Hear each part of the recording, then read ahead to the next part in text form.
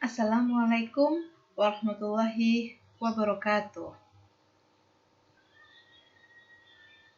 Halo teman-teman, ketemu lagi sama saya, Bu Nadia, dalam perkuliahan kalkulus dasar yang pada pertemuan kali ini kita akan membahas materi baru, yaitu limit. Dimana sebelumnya kita sudah pernah belajar mengenai materi pertidaksamaan, bagaimana itu nilai mutlak, dan bagaimana cara pengerjaan dari fungsi. Semua materi tersebut kita akan gunakan pada materi kali ini, yaitu limit. Nah, sebelum kita mengerjakan bagaimana mengerjakan suatu limit, terlebih dahulu kita perlu memahami pengertian dari limit itu sendiri. Kita mulai dari definisi.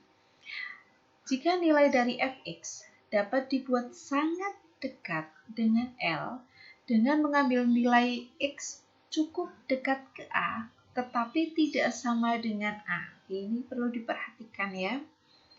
X ini cukup dekat ke A, tetapi tidak sama dengan A. Maka dapat kita tulis limit x mendekati A, fx sama dengan L. Oke.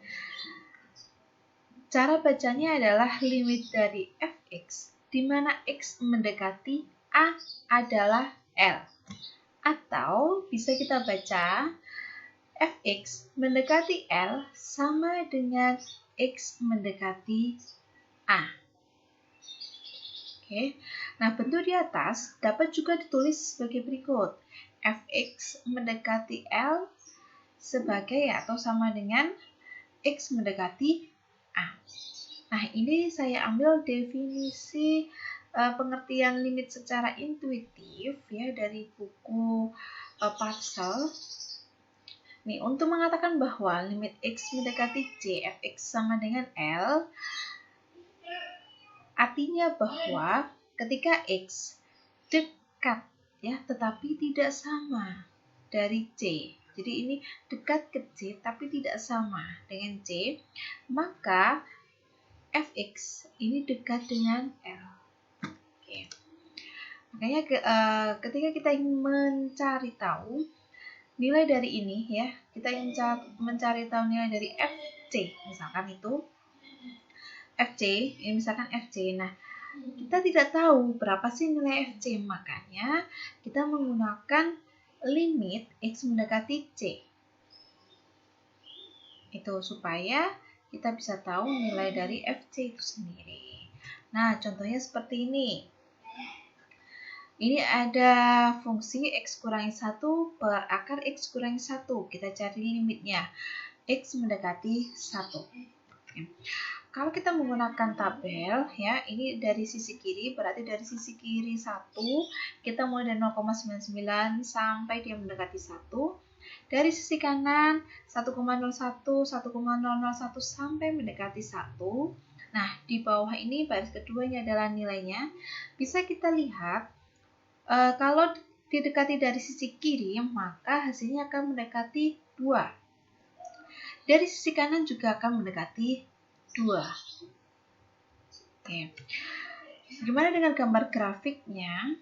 Nah, jika kita buat gambar grafiknya ini, untuk gambar grafik, bisa kalian menggunakan aplikasi Grafmatika seperti yang saya gunakan, atau pakai aplikasi yang lainnya yang kalian pahami, atau bisa kalian menggambar grafiknya ini sendiri.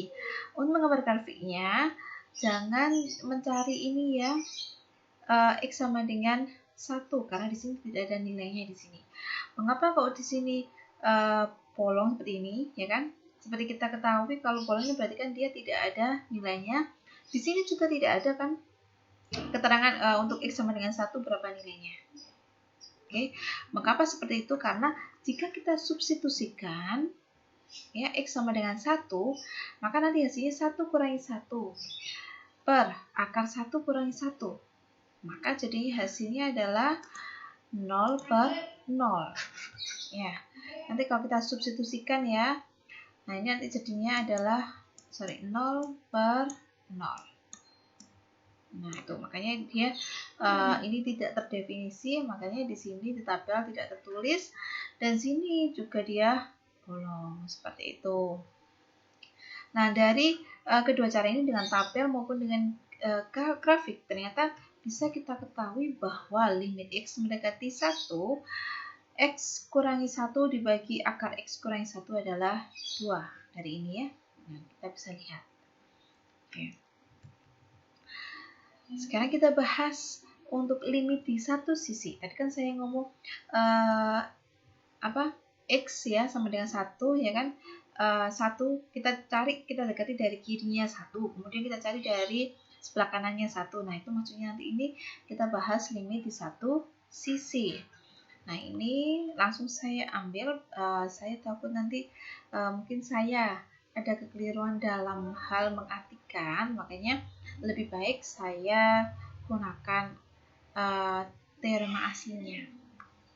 Nah, jika nilai dari fx ya dapat menjadi dekat ke L ya dengan mengambil nilai x yang hampir mendekati A, tetapi ini lebih besar dari A. Jadi kita mengambil nilai X ini, kita mengambil X ya. Nilai X ini yang mendekati A, tapi dari sebelah kanannya A. Ya, ini kan umumnya lebih besar. Lebih besar dari A, berarti kalau misalkan A-nya 1, berarti kita ambil dari 2, kemudian 1,99, ya kan. Dan seterusnya dia mendekati 1. Itu kan berarti lebih besar dari A. Nah, ini berarti kita bisa katakan dia ini limitnya, limit fx ke x ya, mendekati A dari kanan. Ini dari kanan maksudnya.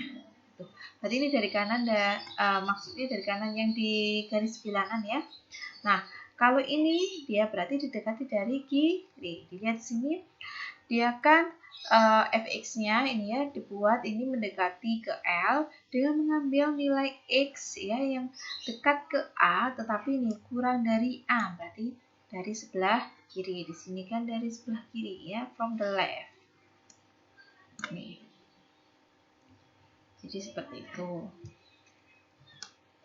Nah, contohnya kegunaan dari limit kiri dan limit kanan. Nah, kalau saya ngomongnya nanti limit kiri sama limit kanan ya. Kalau limit kiri berarti kita mendekati A dari kiri, kemudian kalau limit kanan berarti kita mendekati A dari kanan.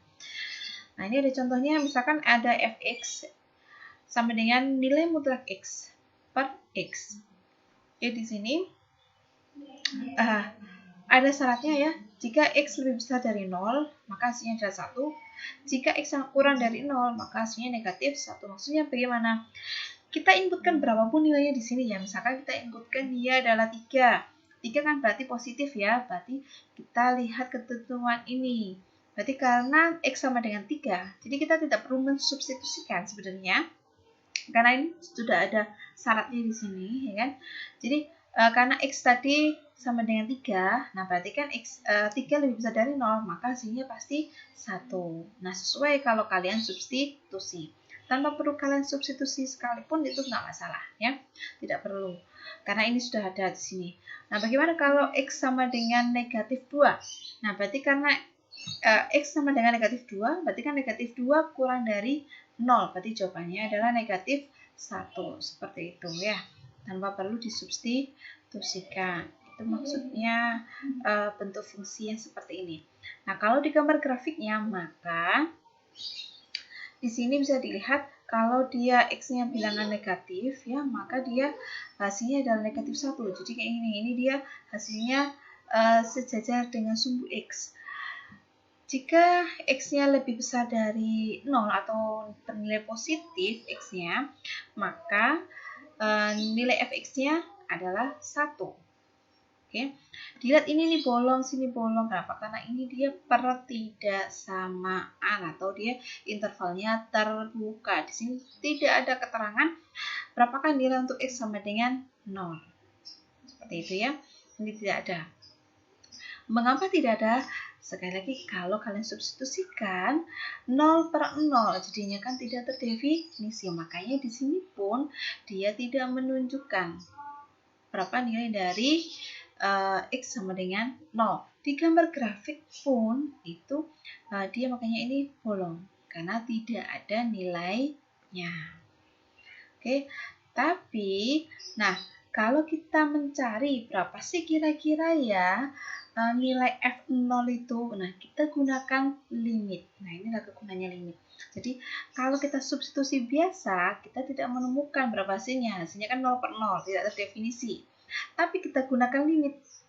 Nah dengan menggunakan limit, kita akan tahu hasilnya berapa. Nah tapi kalau dalam hal ini, kita menggunakannya, nah ini kita mencari nilai limitnya dari kanan, ini dari kiri. Ternyata kalau dari kanan, nilai limit X mendekati 0 dari kanan berarti sama dengan 1. Nah, kalau limit X mendekati 0 dari kiri, hasilnya adalah negatif 1. Seperti itu. Bu, ini kalau limit kiri sama limit kanannya berbeda. Ya, tidak apa-apa. Ya, nanti ada teorema yang berikutnya. Oke, diperhatikan di sini. Nah, ini baru hubungan antara limit satu sisi dan dua sisi. Nah, di sini baru bagaimana jika dia berbeda dan bagaimana jika dia sama limit kiri dan limit kanannya. Di sini dikatakan limit dua sisi pada fungsi fx ada pada A jika dan hanya jika kedua limit sisi satunya ya ada. Jadi limit kiri sama limit kanannya maksudnya ada di A ya dan memiliki nilai yang sama. Jadi limit kiri dan limit kanannya harus sama baru kita bisa menentukan limit dari fx itu tadi. Jadi ini misalkan ini ya limit x mendekati A, fx sama dengan L. Jika dan jika limit x mendekati A dari kiri, fx sama dengan L. Nah, sama dengan limit x mendekati A dari kanan, fx. Jadi ini dilihat jika, ya maksudnya gini, jika limit kiri dan limit kanannya sama, maka limit x mendekati A tersebut adalah L. Nah, bagaimana jika berbeda seperti yang tadi? Jika berbeda berarti teorema ini tidak berlaku. Artinya di limit x mendekati A. Jadi ini ya, karena ini limit kiri sama limit kanan berbeda, maka limit x mendekati 0 itu tidak ada. Ya, untuk fungsi ini maksudnya limit x mendekati 0, nilai mutlak x per x sama dengan tidak ada. Oke. Nah, kita perhatikan gambar ini. Kita mulai dari yang sebelah kiri, ya. Oke, saya mulai dari ini dulu. Berapa nilai dari FC dulu? Berarti ini misalkan C-nya adalah negatif 3. Nah, di sini ya. Kita cari tahu dulu nilai dari F negatif 3. Oke. Kalau dari gambar, ini kan titik di sini ya. Nah, ini kan negatif 3 X-nya. Oke. Oh ya, perlu diperhatikan ini maksudnya dia satu fungsi ya. Nah, kita sebut fungsinya adalah fungsi fx. Oke. Bentuk fungsinya apa? Ini kita tidak memperdulikannya, tapi kita hanya memperhatikan gambarnya saja untuk mengetahui perbedaan-perbedaan dari nilai limit kiri kanan dan limit yang utuh ini ya. Oke, ini f negatif 3 ini sama dengan 1 karena nilainya kan di sini 1 ya. Oke. Nah, sekarang bagaimana dengan limitnya? Diperhatikan di sini kalau limitnya kalau dari kiri di sini ya, kalau dari kiri dia sama dengan 2. Kalau dari kanan dia juga 2. Karena limit kiri dan limit kanannya sama, maka limit x mendekati negatif 3, fx sama dengan 2. Oke, bisa dipahami ya, karena ini limit kiri sama limit kanannya sama, maka ini hasilnya. Nah, bagaimana dengan ini? Kita geser lagi kanan ya. Ini di sini limit x mendekati negatif 1 dari kiri hasilnya adalah 3. Nah, kalau dari kanan hasilnya adalah 4. Karena berbeda nilainya, ya. Nilainya berbeda. Maka ini limit fx-nya tidak ada. Oke. Nah, ini dilihat sama seperti yang contoh sebelumnya ya. Karena limit kiri dan limit kanannya berbeda, maka limitnya tidak ada.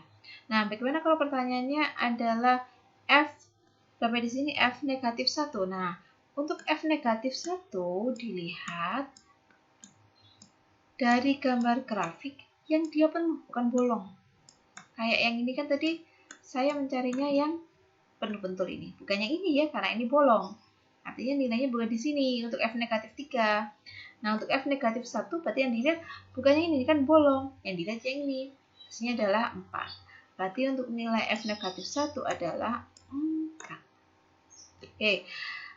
Dari dua ini ya bisa diperhatikan untuk nilai fungsinya dan limitnya bisa jadi berbeda. Nah, kalau ini dia limitnya tidak ada, tapi nilai fungsinya ada di sini. Oke, karena ini. Nah, sekarang kita geser ke sini. Nah, ini kalau dia dari kanan limitnya, ini hasilnya 2,5. Nah, kalau dari kiri kenapa kok tidak ada? Karena, nah ini kan dia, coba perhatikan, gambar grafik yang ini kalau dari kiri, nah dilihat dia akan mendekati semuanya kan. Nah, kalau ini kan dia bergelombang. Nah, dia kan naik turun, naik turun, naik turun. Dia kadang ketiga, kadang hampir kedua, kan tidak pasti ya. Nah, makanya di sini limitnya tidak ada. Kita tidak tahu dia tuh mendekati apa, mendekati 3 kah atau mendekati 2 kah, kita kan tidak tahu. Ya, yang kita tahu yang ini. Seperti itu ya. Oke, berarti di sini juga, oke, saya anggap di sini ada nilainya ya. Di sini saya anggap ini tidak bolong ya, tapi penuh. Berarti kalau yang mencari nilai limit x, f2 ya, kalau pertanyaannya mencari f2, berarti hasilnya adalah 2,5. Oke, di sini komanya pakai titik ya. Oke, nanti kalau kalian menulis bisa kok pakai koma biasa gini aja, tidak apa-apa ya. Hanya di buku ini dia komanya pakai titik. Oke, bisa dipahami ya. Berikutnya teorema limit. Misal n menjadi bilangan bulat positif ya, dan k ini dia bilangan konstan. F dan G adalah fungsi yang mempunyai limit di C, maka teorema ini berlaku. Dilihat di sini kalau limit X mendekati C, K sama dengan K. Maksudnya gini, kalau dia ini limit X mendekati C, ini 5, kayaknya saya ganti 5 ya, maka C-nya adalah 5. Nah, kalau ini bagaimana? Misalkan limit X mendekati C, X sama dengan C, berarti limit X mendekati. Misalkan limit X mendekati 2. Misalkan gini ya, tulisannya saya tulis limit X mendekati 2, X, nah berarti ini sama dengan 2. Itu maksudnya ya. Nah, kalau ini kan konstantanya kita keluarkan sini. Jadi kita cari limit fungsinya dulu, baru kita kalikan dengan K. Nah, kalau ini nomor 4, 5, 6, dan 7, ini ya sama semua. Penjumlahan, pengurangan, perkalian, dan pembagian. Jadi kalau fungsinya ditambah, dikurangi, dikali, atau dibagi, maka sama aja dengan kita cari limitnya masing-masing terlebih dahulu. Kita cari dulu, kemudian baru kita jumlahkan, kita kurangkan, kita kalikan, dan atau kita bagi. Nah, untuk khusus pembagian, ada syaratnya di sini ya. Ini penyebutnya tidak boleh sama dengan 0. Seperti yang kemarin materi fungsi pernah kita bahas untuk mencari domain fungsi ya. Jika bentuk fungsinya adalah bentuk rasional, maka penyebutnya ini tidak boleh sama dengan 0. Nah, sekarang yang nomor 8 dan 9 sama-sama perpangkatan. Bedanya ini perpangkatan biasa, yang ini perpangkatan akar ya. Nah, untuk perpangkatan sama seperti sebelum-sebelumnya ya, teorema yang sebelumnya.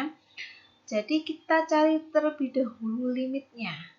Baru kita pangkatkan, yang di sini kita akar ya. Setelah cari limitnya baru kita akar. Nah, syaratnya juga sama, coba dilihat sama seperti fungsi. Jadi nilai yang ada di bawah akar atau limitnya ini dia harus positif atau lebih besar dari 0 ya. Ketika n-nya genap. Jadi Jika pangkatnya genap, maka syarat ini harus terpenuhi. Nah, bagaimana jika ganjil? Tidak masalah kan?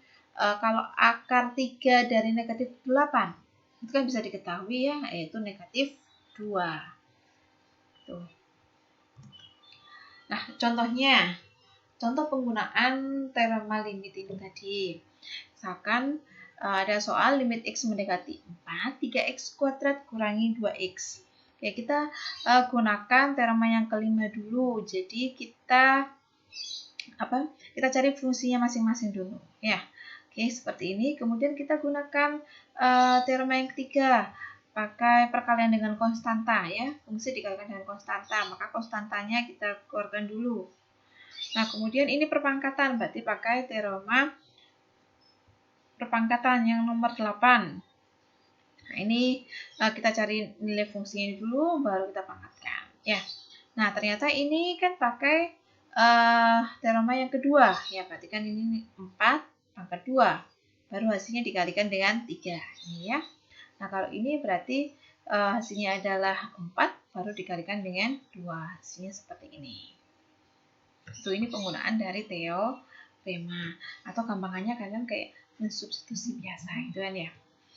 Oke. Nah, ini baru teorema substitusi. Jadi sebenarnya tadi itu kan teorema, kemudian kita gunakan teorema substitusi, tapi ini berasal dari teorema ke-8 tadi. Oke, teorema limit tadi. Nah, tapi ini ada syaratnya di sini. Jika f adalah fungsi polinomial atau fungsi rasional, maka limit x mendekati c, fx sama dengan fc. Ini kita substitusi biasa, di mana fc terdefinisi. Maksudnya terdefinisi apa? Ini maksudnya nilainya ada. Oke. Nah, dalam kasus fungsi rasional, jadi kalau ngomong rasional berarti kita bahas pecahan ya bentuknya. Nah, berarti ini penyebutnya di C ini tidak sama dengan 0. Tidak boleh sama dengan 0 ya. Berarti C tidak sama dengan 0. Oke, ini ada penyebut di C. Oke, contohnya. Jadi ada limit x mendekati 2 ini. Kita substitusikan langsung, coba diperhatikan sini. Kita substitusikan langsung kedua, kemudian diperoleh hasilnya ini. Jadi ini maksudnya dia terdefinisi. Jadi kalau kita substitusikan nilainya itu ada, ya kan? Jadi nggak masalah, berarti sama aja dengan limit mencari ini, sama saja dengan mencari FC, atau sama saja dengan mencari F2. Itu. Nah, bagaimana Bu jika ternyata FC-nya tidak terdefinisi? Maksud FC tidak terdefinisi itu apa ya? Nah, ini ada teorema lagi. Jadi di sini jika tadi limitnya ya bentuknya 0/0 ya, atau dia tahingga per tahingga, biasanya tulisnya kalian gini atau ini boleh ya, atau langsung dikalikan gini juga boleh ya. Atau dia tahingga ditambah tahingga, atau tahingga dikurangi tahingga, ini ya, gini boleh, dikalikan gini juga boleh ya. Nah, ini maka kita gunakan cara ini. Caranya bagaimana? Caranya yaitu kita saya artikan dulu ya. Jika fx sama dengan gx untuk semua x pada interval terbuka yang memuat bilangan c, kecuali mungkin bilangan c itu sendiri, dan jika limit x mendekati c, gx ada, maka limit x mendekati c, fx ada, dan limit keduanya ini antara fx sama gx ini sama. Maksudnya bagaimana? Jadi gini, maksudnya misalkan ini fungsi fx ya, ini fx. Nah, karena ini kalau kita substitusikan nilainya ya, ini kita substitusikan satu ke dalam sini, 1 kurangi 1 hasilnya adalah 0, ya kan? Kemudian ini akar 1 kurangi 1 hasilnya juga 0. Karena bentuknya 0/0, maka kan kita tidak bisa menggunakan cara substitusi. Nah, baru pakai cara ini. Jadi kita mengarang fungsi baru ya, yang dia bentuknya berbeda dari fungsi awal tapi pengertiannya sama. Maksudnya bentuknya berbeda itu bagaimana, Bu? Nah, dilihat sini. Ini kan ini ya, ini jadi ini fx, yang ini gx. Bentuknya berbeda kan? Ya. Tapi sebenarnya ini sama. Samanya di mana? Nah, perhatikan. Ini dijabarkan loh, Bu. Ini kok bisa dijabarkan? Dapatnya dari mana? Dapatnya, diingat lagi kemarin fungsi peridaksamaan yang pernah saya bahas ya. Jadi kalau A tambah B ya dikali dengan A dikurangi dengan B ini sama dengan A kuadrat dikurangi B kuadrat. Gini kan? Oke. Nah, jadi kalau ini perkalian nanti hasilnya nih. Atau ini bisa dibalik. Kita tahu bentuk ini, kemudian kita jabarkan. Nah, ini dari yang sini, dari kanan jadi kiri. Itu maksudnya. Berarti A kuadrat itu adalah X, B kuadratnya adalah 1. Nah, karena A kuadrat sama dengan X, berarti A sendiri adalah akar 1. Karena B kuadrat sama dengan 1, maka B adalah 1. Nah, ini bisa dipahami ya. Nah, fungsinya apa sih ini? Kita fungsinya itu untuk menghilangkan penyebutnya. Jadi biasanya karena penyebutnya sama dengan 0, akhirnya menyebabkan hasil kalau disubstitusi dia menjadinya 0/0. Makanya ini bagaimana caranya supaya penyebutnya dicoret, gitu maksudnya. Nah, karena ini sama kan, dicoret, ini coret juga. Oke. Seperti itu ya. Jadi tinggal yang atasnya aja, ini akar X plus 1, baru kita gunakan substitusi. Terakhir kita akan substitusi. Gitu. Oke, nanti hasilnya adalah 2. Sama ya seperti tadi dengan cara tabel sama cara grafik, ya kan? Nah, berikutnya limit fungsi trigonometri. Nah, ini sebenarnya sama saja ya.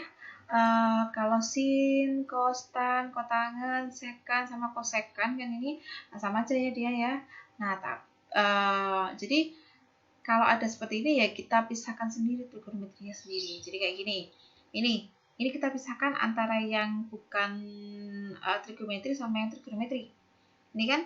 Jadi ini yang bukan trigonometri, yang ini trigonometri kita pisahkan. Jadi kita cari ini limitnya sendiri, ini kita cari limitnya sendiri. Nah, ini kalau kita substitusikan ke sini, ternyata hasilnya adalah 0 kuadrat dibagi 0 plus 1, berarti kan 0/1. Di sini tidak ada keterangannya ya, apa substitusinya. Jadi kalau kalian mengerjakan, saya mohon ada langkah untuk substitusinya dituliskan. Ya, biar saya bisa paham bahwa kalian memang benar-benar mengerjakan soal itu sendiri. Oke, ini nanti jadinya 0/1 sama dengan 0, kemudian ini cos 0. Cos 0 adalah 1. Nah, makanya ini hasilnya sama dengan 1. Tetap ini kan pakai metode substitusi ya. 0 kali 1 sama dengan 0. Nah, bagaimana kalau ini 0? Perlukah seperti tadi? Tidak perlu. Jadi, tidak perlu yang langkah sebelumnya nggak perlu. Tidak perlu ya. Cukup ini selesai. Jadi kalau hasilnya 0, hasilnya tak indah itu tidak masalah. Oke. Nah, ini ada teorema limit trigonometri khusus. Nah, jika limit T mendekati 0, sin T per T sama dengan 1, ini, ya. Ingat ini jadi 1. Kalau ini T, berarti sama dengan 1. Kalau ini P, ini juga P, ya. Ini juga P. Nah, kalau yang ini, limit T mendekati 0, 1 kurangi cos T per T sama dengan 0. Diperhatikan ini. Oke. Nah, sekarang contoh yang pertama, carilah limit X mendekati 0, sin 3X per X. Oke, kan tadi saya bilang kalau ini T, ini harus T, ini P, ini harus P. Berarti kalau yang ini 3X, ini harus 3X. Ya kan? Tapi kan ini cuma X saja, Bu. Berarti kita manipulasi.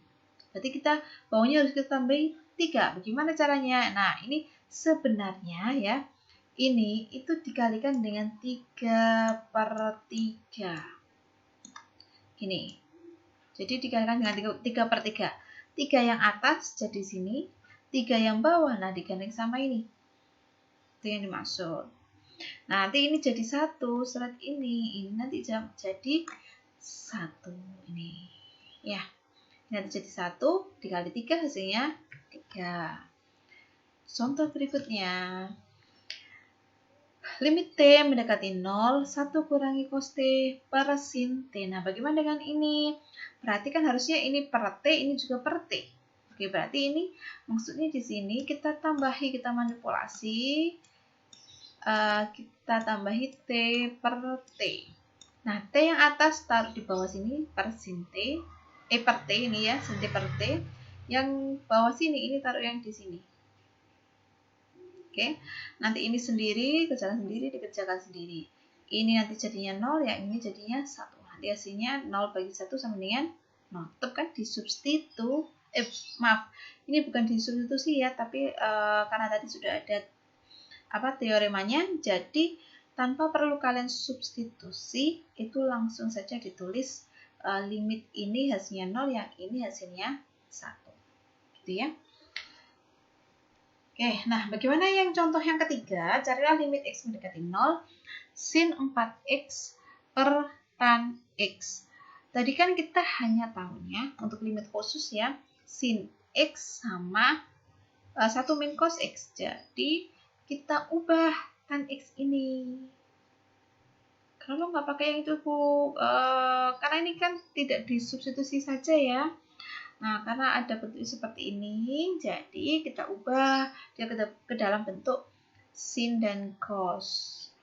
Oke, di sini tan X kalau diubah jadi sin per cos. Ini ya sebenarnya ya. Oke, kenapa kok ada ini, Bu? Ya, karena kita ada tambahan 4X-nya kan. Oke, berarti di sini sebenarnya kita tambahi 4X per 4X ini sebenarnya. Kita tambahin di sini. Nah, kemudian yang 4X yang di bawah, yang ini ya, jadi taruh sini. Karena nanti ini biar jadi 1 ya. Oke, 4 yang atas ini taruh sini. Nah, terus yang X di atas ini jadi bawah sini.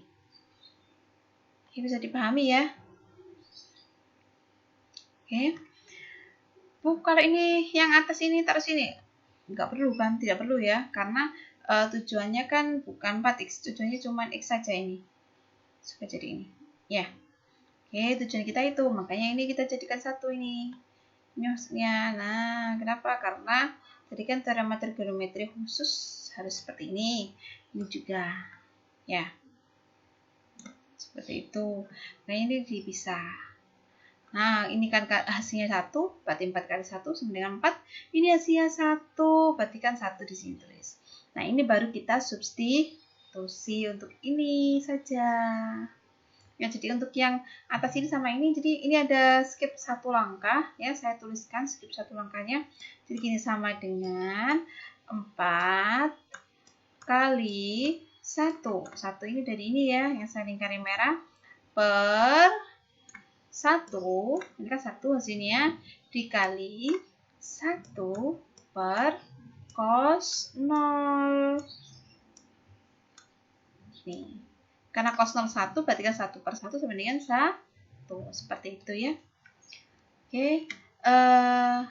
Ini akhir dari materi saya untuk limit ya. Limit part 1. Untuk materi limit berikutnya akan saya berikan di pertemuan berikutnya. Semoga materi kali ini bisa kalian pahami dengan baik. Ditunggu untuk latihan soalnya. Semoga kalian semua tetap dalam keadaan sehat sehingga bisa mempelajari materi ini dan mengikuti perkuliahan dengan baik. Saya akhiri. Assalamualaikum warahmatullahi wabarakatuh.